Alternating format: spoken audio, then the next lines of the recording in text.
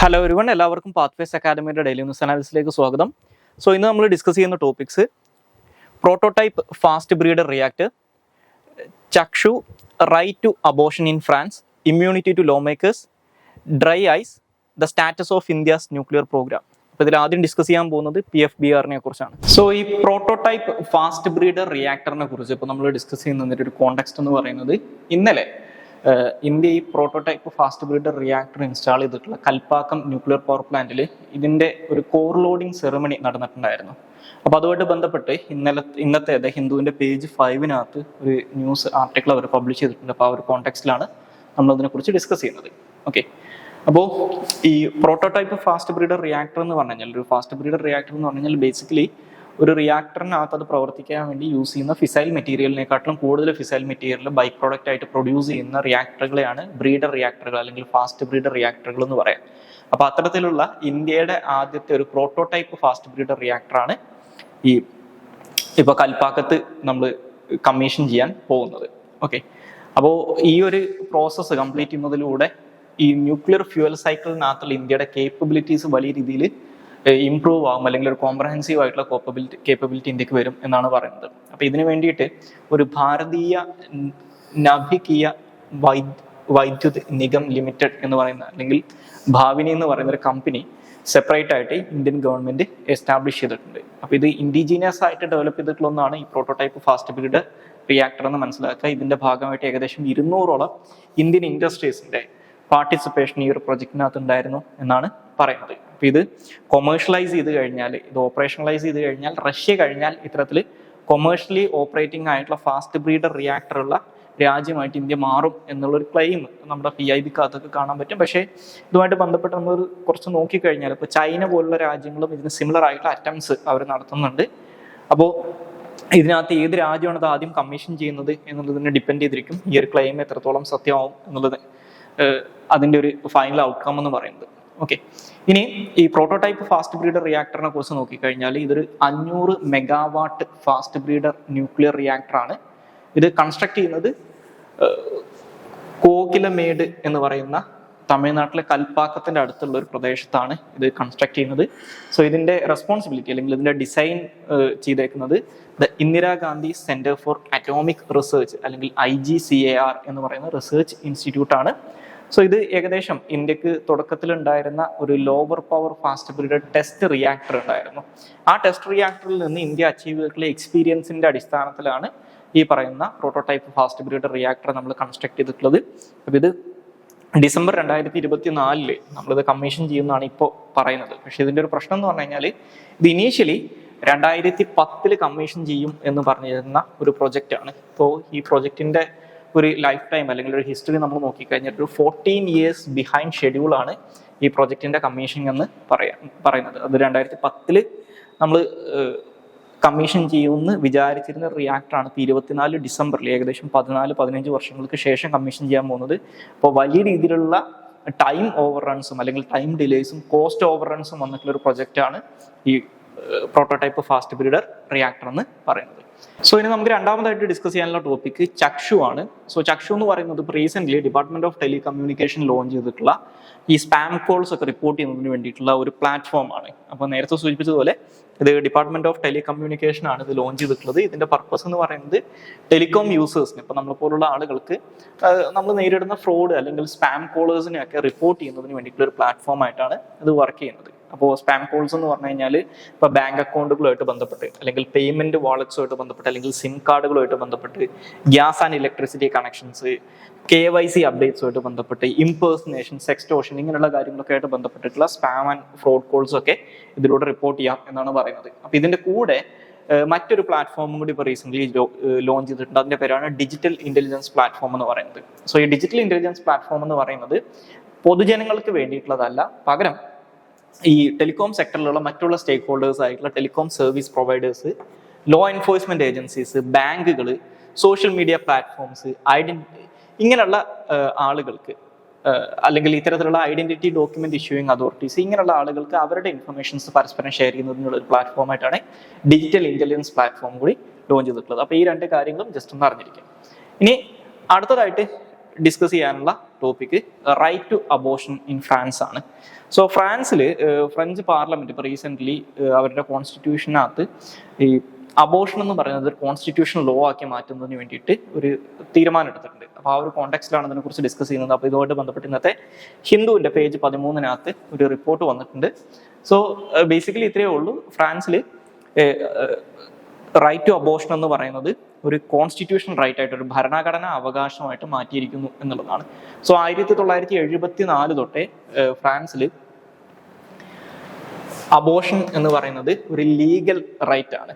Okay, അപ്പോൾ ഇപ്പോഴത്തെ അവസ്ഥയിൽ ഫ്രാൻസിൽ ഫസ്റ്റ് ട്രൈമസ്റ്റർ ഓഫ് പ്രഗ്നൻസിയുടെ സമയത്ത് അബോർഷൻ പെർമിറ്റഡ് ആണ്. അതായത് അപ് ടു 12 വീക്സ് വരെ ഓൾഡ് ആയിട്ടുള്ള പ്രഗ്നൻസീസിന്റെ കേസിൽ ഈ വുമൺസിന്റെ അല്ലെങ്കിൽ ഈ ക്യാരിയിങ് ആയിട്ടുള്ള ആളുടെ ഹെൽത്ത് റിസ്കിലാണെങ്കിൽ, അല്ലെങ്കിൽ ഒരു ഫീറ്റൽ അബ്നോർമാലിറ്റി ഉണ്ടെങ്കിൽ, അല്ലെങ്കിൽ റേപ്പ് കാരണം ഇൻസെസ്റ്റ് കാരണം ഉണ്ടായിട്ടുള്ള പ്രഗ്നൻസി ആണെങ്കിലൊക്കെ അപ് ടു 12 വീക്സ് വരെ ഈ പ്രഗ്നൻസി അബോർഷൻ ലീഗലി ഒരു അലൗഡ് ആയിട്ടുള്ള കാര്യമാണ്. പക്ഷേ 12 വീക്സിൽ കൂടുതലാണെങ്കിൽ ഈ പറയുന്ന സിവിയർ ആയിട്ടുള്ള ഫീറ്റസ് അബ്നോർമാലിറ്റിയോ അല്ലെങ്കിൽ ക്യാരിയിങ് ആയിട്ടുള്ള ആൾക്ക് വലിയ രീതിയിലുള്ള ഹെൽത്ത് റിസ്കോ ഉണ്ടെങ്കിൽ മാത്രമേ അത് അലൗ ചെയ്യുള്ളൂ. മൈനേഴ്സിന്റെ കേസിൽ അവിടെ പാരന്റൽ കൺസെന്റോ അല്ലെങ്കിൽ ഒരു ജഡ്ജിന്റെ ഓതറൈസേഷനോ ആവശ്യമാണ്. ഇതാണ് ഫ്രാൻസിലെ നിലവിലുള്ള അവസ്ഥ. പക്ഷേ ഇതിനെ ഇപ്പോൾ ഒരു കോൺസ്റ്റിറ്റ്യൂഷൻ റൈറ്റ് ആക്കി മാറ്റിയിരിക്കുന്നു എന്നുള്ളതാണ് വ്യത്യാസം. ഇനി അടുത്ത topic immunity to lawmakers ആണ്. സോ ബേസിക്കലി ഇന്ത്യൻ കോൺസ്റ്റിറ്റ്യൂഷന്റെ ആർട്ടിക്കിൾ 105, 194 ആർട്ടിക്കിൾസ് അനുസരിച്ച് ഇന്ത്യൻ പാർലമെന്റിലെയും സ്റ്റേറ്റ് ലെജിസ്ലേച്ചറിലെയും അംഗങ്ങൾക്ക് ചില privileges and immunities Indian constitution കൊടുക്കുന്നുണ്ട്. സോ അത് ഈ ബ്രൈബറി കേസുകളിലൊക്കെ ഉള്ള ക്രിമിനൽ പ്രോസിക്യൂഷനിൽ നിന്ന് ഈ ഇമ്മ്യൂണിറ്റി അവർക്ക് കിട്ടുന്നുണ്ടോ എന്നുള്ളൊരു ചോദ്യമുണ്ട്. അപ്പോൾ ഇതുമായിട്ട് ബന്ധപ്പെട്ടപ്പോൾ സുപ്രീം കോടതിയുടെ 7 ജഡ്ജസ് കോൺസ്റ്റിറ്റ്യൂഷണൽ ബെഞ്ച് വളരെ സുപ്രധാനമായിട്ടുള്ളൊരു വിധി പ്രസ്താവിച്ചിട്ടുണ്ട്. ഇങ്ങനെയുള്ള കാര്യങ്ങൾക്ക് ഇമ്മ്യൂണിറ്റി ഇല്ല എന്ന് പറഞ്ഞുകൊണ്ട്. അപ്പോൾ ഇതുമായിട്ട് ബന്ധപ്പെട്ട് ഇന്നത്തെ ഇന്ത്യൻ എക്സ്പ്രസിന്റെ പേജ് 12 അവരൊരു ആർട്ടിക്കിൾ പബ്ലിഷ് ചെയ്തിട്ടുണ്ട്. അപ്പോൾ അതിനെക്കുറിച്ചാണ് ആ ഒരു കോണ്ടെക്സ്റ്റിലാണ് ഈ ടോപ്പിക്ക് നമ്മൾ ഡിസ്കസ് ചെയ്യുന്നത്. അപ്പോൾ ഞാൻ നേരത്തെ സൂചിപ്പിച്ചതുപോലെ സുപ്രീം കോടതിയുടെ ഒരു 7 അംഗ കോൺസ്റ്റിറ്റ്യൂഷണൽ ബെഞ്ചാണ് ഇങ്ങനെ ഒരു വിധി പ്രസ്താവിച്ചിട്ടുള്ളത്. അതായത് ഈ പാർലമെന്റിനകത്ത് സംസാരിക്കുന്നതോ അല്ലെങ്കിൽ പാർലമെന്റിനകത്ത് വോട്ട് ചെയ്യുന്നതൊക്കെ ആയിട്ട് ബന്ധപ്പെട്ട് ബ്രൈബറി സ്വീകരിച്ചു കഴിഞ്ഞാൽ അത് ഈ പറയുന്ന ആർട്ടിക്കിൾ 105, 194 അനുസരിച്ചിട്ടുള്ള എന്താണ് പാർലമെന്ററി പ്രിവിലേജസിലൂടെ അത് പ്രൊട്ടക്റ്റഡ് ആണോ എന്ന് ചോദിച്ചു കഴിഞ്ഞാൽ അല്ല, അത് ക്രിമിനൽ പ്രോസിക്യൂഷന് വിധേയമായിട്ടുള്ള ഒരു ബ്രൈബറി ക്രൈം ആയിട്ടാണ് കണക്കാക്കുക എന്നാണ് പറയുന്നത്. അപ്പോൾ ആർട്ടിക്കിൾ 105 പറയുന്നത് ഇന്ത്യൻ പാർലമെന്റിനകത്തുള്ള മെമ്പേഴ്സിന്റെ അല്ലെങ്കിൽ പാർലമെന്റിൽ സംസാരിക്കാൻ അധികാരമുള്ള ആളുകളുടെയൊക്കെ പ്രിവിലേജസിനെ കുറിച്ചാണ്. ആർട്ടിക്കിൾ 194 പറയുന്നത് സ്റ്റേറ്റ് ലെജിസ്ലേച്ചറിലുള്ള ആളുകളുടെ പ്രിവിലേജസിനെ കുറിച്ചാണ്. അപ്പോൾ ഈ പ്രിവിലേജസ് എന്ന് പറഞ്ഞു കഴിഞ്ഞാൽ ബേസിക്കലി ഇത് എൻഫോഴ്സ് ചെയ്യാനുള്ള അധികാരം ഇന്ത്യൻ പാർലമെന്റ് അല്ലെങ്കിൽ അതത് സഭകൾക്കാണ്. അത് അക്കാര്യത്തിൽ അവരെടുക്കുന്ന ഡിസിഷൻ ഫൈനൽ ആണെന്നൊക്കെയാണ് പറയാറുള്ളത്. പക്ഷേ ഇപ്പോൾ നേരത്തെ 26 വർഷമായിട്ട് പഴക്കമുള്ള ഒരു JMM ബ്രൈബറി കേസ് നരസിംഹറാവു ഒക്കെ ഇൻവോൾവ് ആയിട്ടുള്ള, അപ്പോൾ ആ കേസുമായിട്ട് ബന്ധപ്പെട്ട് അതിൻ്റെ ഒരു ഓവർ ടേണിംഗ് ആയിട്ടാണ് ഈ ഒരു വേർഡിക്റ്റ് വന്നിട്ടുള്ളത്. സോ ബ്രൈബറി ചാർജസ് ഫേസ് ചെയ്യുന്ന ലോ മേക്കേഴ്സിന് അതുമായിട്ട് ബന്ധപ്പെട്ട് ഇമ്മ്യൂണിറ്റി ഉണ്ടാവില്ല എന്നാണ് പറയുന്നത്. അതുപോലെ തന്നെ ആർട്ടിക്കിൾ 105 ആർട്ടിക്കിൾ 194 കേസിൽ അത് പാർലമെന്ററി പ്രിവിലേജിന്റെ ക്ലെയിം എന്ന് പറയുന്നത് ജുഡീഷ്യൽ റിവ്യൂവിന് വിധേയമാണെന്നും പറഞ്ഞിട്ടുണ്ടെന്നാണ് പറയുന്നത്. ഓക്കെ, ഇനി അടുത്തതായിട്ട് ഡിസ്കസ് ചെയ്യാനുള്ള ടോപ്പിക് ഡ്രൈ ഐസിനെ കുറിച്ചാണ്. സോ ഇന്നത്തെ ഡൗൺ ടു എർത്തിനകത്ത് ഈ ഒരു നോർത്ത് ഇന്ത്യയിലുള്ള റെസ്റ്റോറൻറ്റിൽ ഈ ഡ്രൈ ഐസ് മൗത്ത് ഫ്രഷ്നർ ആയിട്ട് കൊടുത്തതായിട്ട് ബന്ധപ്പെട്ടത് ചില ആളുകൾക്ക് ഹെൽത്ത് ഇഷ്യൂസ് ഉണ്ടാക്കിയായിട്ട് ബന്ധപ്പെട്ടൊരു ആർട്ടിക്കിൾ വന്നിട്ടുണ്ട്. അപ്പോൾ ആ ഒരു കോണ്ടെക്സ്റ്റിലാണ് ഇതിനെക്കുറിച്ച് ഡിസ്കസ് ചെയ്യുന്നത്. സോ ഡ്രൈ ഐസ് എന്ന് പറയുന്നത് കാർബൺ ഡൈ ഓക്സൈഡിന്റെ ഒരു സോളിഡ് ഫോം ആണെന്ന് മനസ്സിലാക്കുക. സോ അതുകൊണ്ട് തന്നെ ഈ ഡ്രൈ ഐസ് യൂസ് ചെയ്യുന്നത്, ഇത് ബേസിക്കലി യൂസ് ചെയ്യാറുള്ളത് ഒരു കൂളിംഗ് ഏജന്റ് ആയിട്ടാണ്. ഫുഡ് പ്രൊഡക്റ്റുകൾ അല്ലെങ്കിൽ ഹൈലി പെരിഷബിൾ ആയിട്ടുള്ള ഫുഡ് പ്രൊഡക്റ്റുകൾ അല്ലെങ്കിൽ ഐസ്ക്രീം, ഫ്രോസൺ ഡെസേർട്ടുകൾ, ഇതിൻ്റെയൊക്കെ ഒരു കൂളിംഗ് ഏജന്റ് ആയിട്ടാണ്. മെക്കാനിക്കൽ കൂളിംഗ് അവൈലബിൾ അല്ലാത്ത സമയത്ത് ഒരു കൂളിംഗ് ഏജന്റ് ആയിട്ട് യൂസ് ചെയ്യുന്നതാണ് ഡ്രൈ ഐസ്. അപ്പോൾ ഇതൊരു കാർബൺ ഡൈ ഓക്സൈഡിന്റെ സോളിഡ് ഫോം ആണെന്ന് മനസ്സിലാക്കുക. ഇതിനൊരു ലിക്വിഡ് ഫോം ഇല്ല. ഓക്കെ, അതായത് സാധാരണഗതിയിൽ നമ്മുടെ അന്തരീക്ഷത്തിലുള്ള ടെമ്പറേച്ചറുമായിട്ട് ഇത് വർക്ക് ചെയ്യാൻ തുടങ്ങിക്കഴിഞ്ഞാൽ ഇത് നേരെ ഗ്യാസ് ആയിട്ട് മാറുകയാണ് ചെയ്യുക. ഓക്കെ, അതായത് നോർമൽ ആയിട്ടുള്ള അറ്റ്മോസ്ഫിയറിക് പ്രഷറിനകത്ത് ഇത് ഡയറക്ട്ലി സോളിഡ് സ്റ്റേറ്റിൽ നിന്ന് ഗ്യാസ് സ്റ്റേറ്റിലേക്ക് മാറുകയാണ് ചെയ്യുക. ലിക്വിഡ് ഫോം ആയിട്ട് മാറുന്ന ഒരു പ്രോസസ്സ് ഇതിനില്ല എന്ന് മനസ്സിലാക്കുക. ഞാൻ നേരത്തെ സൂചിപ്പിച്ചതുപോലെ ഇത് പ്രൈമറിലി ഒരു കൂളിംഗ് ഏജന്റ് ആയിട്ടാണ് യൂസ് ചെയ്യാറുള്ളത്. പക്ഷെ അത് കൂടാതെ ഇപ്പോൾ ഈ തിയേറ്ററുകളിലൊക്കെ ഒരു ഡ്രമാറ്റിക് എഫക്റ്റിന് വേണ്ടിയിട്ടുള്ള ഈ ഫോഗ് ഉണ്ടാക്കാൻ വേണ്ടിയിട്ട് ഫോഗ് മെഷീൻ്റെ ബേസ് ആയിട്ട് യൂസ് ചെയ്യുന്നതും ഈ പറയുന്ന ഡ്രൈ ഐസ് തന്നെയാണ്. ഇനി അതുപോലെ തന്നെ ഡ്രൈ ഐസിന്റെ ചില അഡ്വാൻറ്റേജസ് ആയിട്ട് പറയുന്ന കാര്യങ്ങൾ എന്ന് പറയുന്നത്, ഒന്ന് ലോവർ ടെമ്പറേച്ചർ ദാൻ വാട്ടർ ഐസിനെക്കാട്ടിലും ലോവർ ടെമ്പറേച്ചർ ആണ്. അതുപോലെ തന്നെ ഇത് റിലീസ് ചെയ്ത് കഴിഞ്ഞാൽ അല്ലെങ്കിൽ ഇത് വേപ്പറൈസ് ചെയ്ത് കഴിഞ്ഞാൽ റെസിഡ്യൂസ് ഒന്നും ഇത് ബാക്കി വെക്കാറില്ല, എക്സെപ്റ്റ് ഈ പറയുന്ന ഇൻസിഡന്റൽ ഫ്രോസ്റ്റ്, ഈ മോയ്സ്ചറിൽ നിന്നുണ്ടാകുന്ന ഇൻസിഡന്റൽ ഫ്രോസ്റ്റ് ഒക്കെ അല്ലാതെ മറ്റുള്ള റെസിഡ്യൂസ് ഒന്നും ഉണ്ടാവാറില്ല. ഇനി അവസാനമായിട്ട് ഡിസ്കസ് ചെയ്യാനുള്ള topic the status of India's nuclear programme ആണ്. അപ്പോൾ നമ്മൾ തുടക്കത്തിൽ ഈ ഫാസ്റ്റ് ബ്രീഡർ റിയാക്ടറിനെ കുറിച്ച് ഡിസ്കസ് ചെയ്ത ആ ടോപ്പിക്കുമായിട്ട് ബന്ധപ്പെട്ട് ഇന്നത്തെ ഹിന്ദുവിൻ്റെ പേജിനകത്ത് ഒരു ഡീറ്റെയിൽഡ് ആയിട്ടുള്ള ആർട്ടിക്കിൾ, ഇന്ത്യയുടെ ന്യൂക്ലിയർ പ്രോഗ്രാമിനെ കുറിച്ചിട്ടുള്ള ഒരു ഡീറ്റെയിൽഡ് ആർട്ടിക്കിൾ അവർ പബ്ലിഷ് ചെയ്തിട്ടുണ്ട്. സോ അപ്പോൾ ആ ഒരു കോണ്ടെക്സ്റ്റിലാണ് നമ്മൾ ഇതിനെക്കുറിച്ച് ഡിസ്കസ് ചെയ്യുന്നത്. അപ്പോൾ നമ്മുടെ ഇന്ത്യയുടെ ന്യൂക്ലിയർ പ്രോഗ്രാം എന്ന് പറയുന്നത് ആക്ച്വലി നമ്മുടെ ഇന്ത്യൻ ന്യൂക്ലിയർ പ്രോഗ്രാമിന്റെ പിതാവായിട്ടുള്ള ഹോമി ജഹാംഗീർ ബാബ ഇന്ത്യൻ ന്യൂക്ലിയർ പ്രോഗ്രാമിനെ ഒരു 3 സ്റ്റേജ് പ്രോഗ്രാം ആയിട്ടാണ് ഡിസൈൻ ചെയ്തിട്ടുള്ളത്. അപ്പോൾ ആ 3 സ്റ്റേജ് പ്രോഗ്രാം ആയിട്ട് ഇതിനെ ഡിസൈൻ ചെയ്യാനുള്ള കാരണം എന്താണെന്ന് വെച്ച് കഴിഞ്ഞാൽ ലോകത്തിൽ അവൈലബിൾ ആയിട്ടുള്ള തോറിയം ഡെപ്പോസിറ്റ്സിന്റെ നിയർലി 1/3 തോറിയം ഡെപ്പോസിറ്റ് ഇന്ത്യയിലാണെന്നാണ് പറയുന്നത്. അപ്പോൾ തോറിയം എന്ന് പറയുന്നത് ഒരു ന്യൂക്ലിയർ ഐസോട്ടോപ്പാണ്.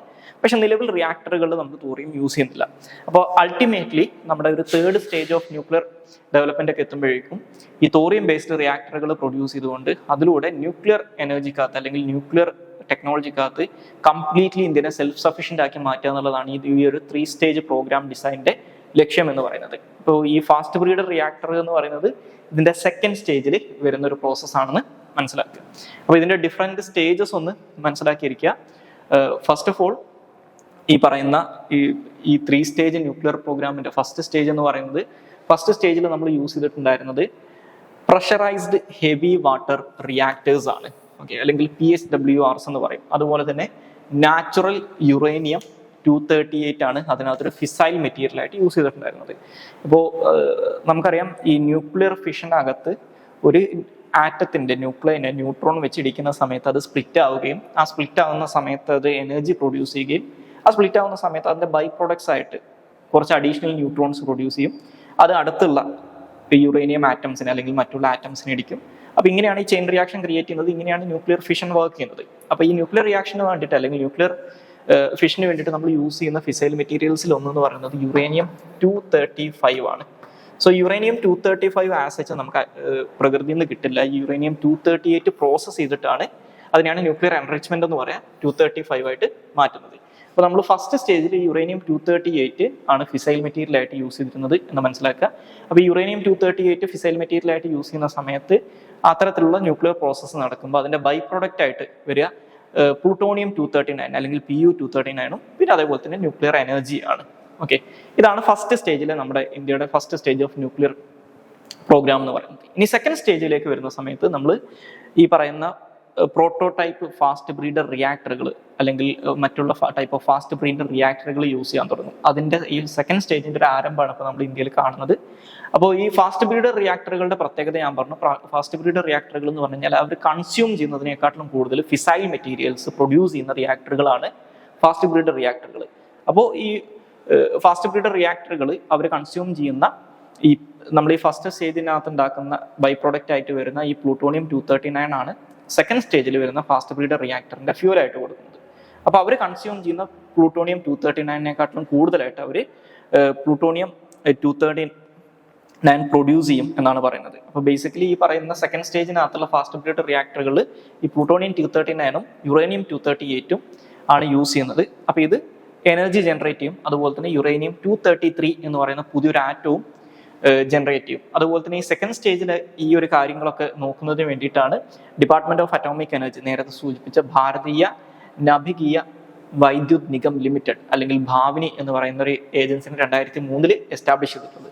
ഇനി സ്റ്റേജ് 3 എന്ന് പറഞ്ഞു കഴിഞ്ഞാൽ ഇപ്പോൾ നമ്മുടെ ഈ ഒരു ഫാസ്റ്റ് ബ്രീഡർ റിയാക്ടർ ഒക്കെ സക്സസ്ഫുൾ ആയിട്ട് അതൊരു മെച്യൂർ സ്റ്റേജിലേക്ക് എത്തിക്കഴിഞ്ഞാൽ അടുത്ത ഇതിന്റെ നെക്സ്റ്റ് സ്റ്റേജ് എന്ന് പറയുന്നത് ഈ 2nd സ്റ്റേജിന്റെ ബൈ പ്രൊഡക്റ്റ് ആയിട്ട് വരുന്ന യുറേനിയം 233 ഈ 2nd സ്റ്റേജിന് ശേഷം വരുന്ന 3rd സ്റ്റേജിനകത്ത് നമ്മൾ പ്ലൂട്ടോണിയം 239 തോറിയം നമ്മുടെ ഇന്ത്യയിൽ അബണ്ടന്റ് ആയിട്ടുള്ള തോറിയം 232 കൂടി യൂസ് ചെയ്തിട്ട് എനർജിയും യുറേനിയം 233 കൂടി പ്രൊഡ്യൂസ് ചെയ്യും എന്നാണ് പറയുന്നത്. ഈ ഒരു thorium fuel cycle radio active waste വലിയ ഇതിൽ പ്രൊഡ്യൂസ് ചെയ്യാറുണ്ട്. അപ്പോൾ അത് വളരെ കോംപ്ലക്സ് ആയിട്ടുള്ള ഹാൻഡ്ലിങ്ങും സ്റ്റോറേജും നമുക്ക് വേണ്ടി വരും എന്നുള്ളൊരു പ്രശ്നവും ഇതിൻ്റെ കൂടെ ഉണ്ടെന്ന് മനസ്സിലാക്കുക. അപ്പോൾ ഇതിൻ്റെ പ്രധാനപ്പെട്ട ചാലഞ്ചസ് ആയിട്ട് ഇന്ത്യയുടെ ഈ ഒരു 3 സ്റ്റേജ് ന്യൂക്ലിയർ പ്രോഗ്രാമിന്റെ പ്രധാനപ്പെട്ട ചാലഞ്ചസ് ആയിട്ട് പറയുന്ന കാര്യങ്ങൾ എന്ന് പറയുന്നത് ഒന്ന് ഇതിന്റെ ഹാൻഡ്ലിംഗ് കോംപ്ലക്സിറ്റി ആണ്. ഇപ്പോൾ ഈ ഫാസ്റ്റ് ബ്രീഡർ റിയാക്ടേഴ്സ് എന്ന് പറഞ്ഞു കഴിഞ്ഞാൽ നമ്മൾ നോർമലി ഉള്ള റിയാക്ടേഴ്സ് പോലെയല്ല, അത് കുറച്ചും കൂടി കോംപ്ലിക്കേറ്റഡ് ആയിട്ടുള്ള ഒരു റിയാക്ടർ ഡിസൈൻ ആണ്. അപ്പോൾ അതുകൊണ്ട് തന്നെ അതിന്റെ ഓപ്പറേഷണലൈസേഷൻ എന്ന് പറയുന്നത് ഹൈലി ചാലഞ്ചിങ് ആണ്. അതിന്റെ സേഫ്റ്റി സൈഡൊക്കെ വലിയ ഇതിൽ സ്ക്രൂട്ടനൈസ് ചെയ്യപ്പെട്ടുകൊണ്ടിരിക്കുന്ന ഒരു കാലഘട്ടത്തിലും കൂടിയാണ് നമ്മളിപ്പോൾ കടന്നുപോയിക്കൊണ്ടിരിക്കുന്നത്. മറ്റൊന്ന് റെഗുലേറ്ററി ആയിട്ടുള്ള കൺസേൺസ് ആണ്. നമുക്ക് ഈ ന്യൂക്ലിയർ സെക്ടറിനെ കൃത്യമായിട്ട് റെഗുലേറ്റ് ചെയ്യുന്നതിന് വേണ്ടിയിട്ടുള്ള ഒരു ഇൻഡിപെൻഡന്റ് ആയിട്ടുള്ള റെഗുലേറ്ററി ബോഡി ഇല്ല എന്നുള്ളൊരു പ്രശ്നമുണ്ട്. അപ്പോൾ അത് കൃത്യമായിട്ട് വേണം എന്നുള്ളൊരു ആവശ്യമുണ്ട്.